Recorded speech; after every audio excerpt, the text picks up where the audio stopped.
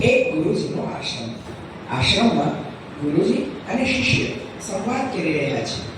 પ્રણામ ગુરુજી. યશસ્વી ભવ. બેટા, હવે તે તારી સંપૂર્ણ શિક્ષા પૂર્ણ કરી લીધી છે.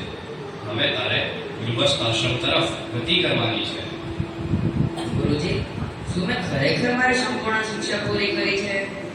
હા બેટા, તે વેદોનું, પુરાણોનું, ગ્રંથોનું બધાનું જ્ઞાન મેળવી લીધું છે. ગુરુજી, તેમાં તમારો સૌથી મોટો ભાગ છે. તે બદલ હું તમારો ઋણી છું. તે માટે હું તમને ગુરુ દક્ષિણા દેવા ઈચ્છતો હતો. શું તું મને ખરેખર જ ગુરુ દક્ષિણા આપવા ઈચ્છે છે? હા ગુરુજી. તો એક કામ કરજે, તું એક થેલો ભરીને સૂકા પાંદડા મને આપજે. શિષ્યએ વિચાર્યું, સૂકા પાંદડા? ગુરુજી, સૂકા પાંદડાના શું કરશે આટલી નાની વસ્તુનું? એ તો હમણાં જ તે ભેગા થઈ જશે. એમ વિચારી શિષ્ય આગળ ગયો. આગળ એક જંગલ હતું. તેમાં તેણે આખો દિવસ સૂકા પાંદડા વીણ્યા, પણ ખૂબ જ ઓછા સૂકા પાંદડા મળતા શિષ્ય નિરાશ થયો અને વિચાર્યું, આજે તો મને ખૂબ જ ઓછા સૂકા પાંદડા મળ્યા છે. હવે હું ગુરુજીને એક થેલો ભરીને સૂકા પાંદડા ગુરુ દક્ષિણામાં કઈ રીતે આપીશ? તે આમ તેમ ફરવા લાગ્યો. તેને રસ્તામાં એક ખેડૂત મળ્યો.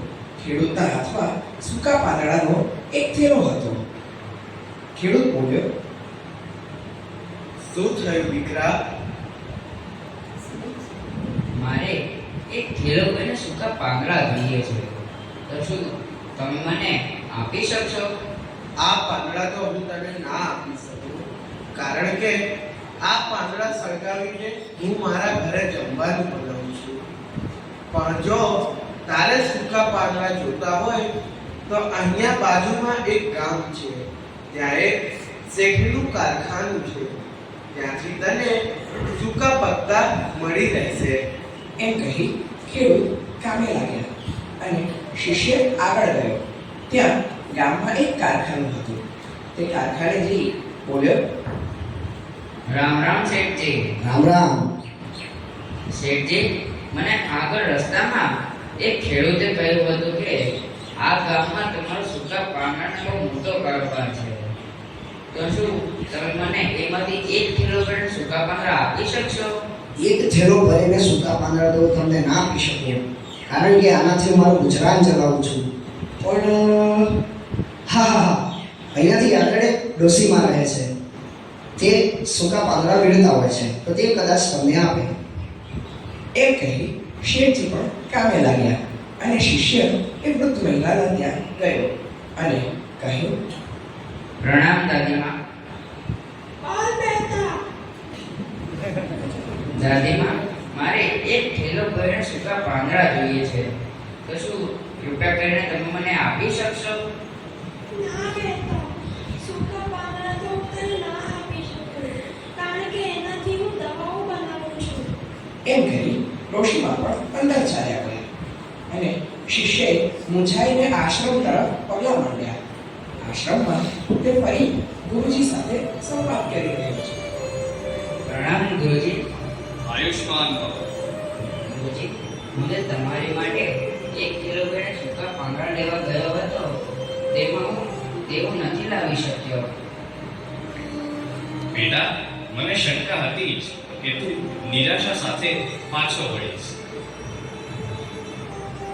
પણ ગુરુજી, અંતે તો હું તમારી માટે ગુરુ દક્ષિણા તો ના જ લાવી શક્યો. કોઈ વાંધો નહીં બેટા, તારી પરિસ્થિતિ પરથી લાગે જ છે કે તે ખૂબ જ મહેનત કરી છે. તે જે મહેનત કરી છે એ મને ગુરુ દક્ષિણા સ્વરૂપ મળી ગઈ. તારી મહેનત જોઈને મને જે આનંદ થયો છે એ જ મારા માટે મારી ગુરુ દક્ષિણા છે.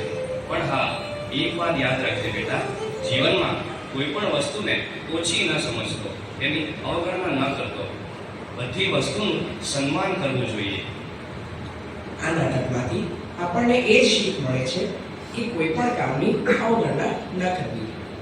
ચાલો હવે આ નાટકની પાત્ર પરિચય મેળવીએ. શેઠજીનું પાત્ર પ્રિયલ પ્રજાપતિ, ડોશીમાનું પાત્ર આયુષ રાઠોડ, ગુરુજીનું પાત્ર જેની પારેખ, શિષ્યનું પાત્ર મિતેન મકવાણા, ખેડૂતનું પાત્ર સુમિત વૈશ્ય અને પ્રવક્તા આશુતોષ પટેલ.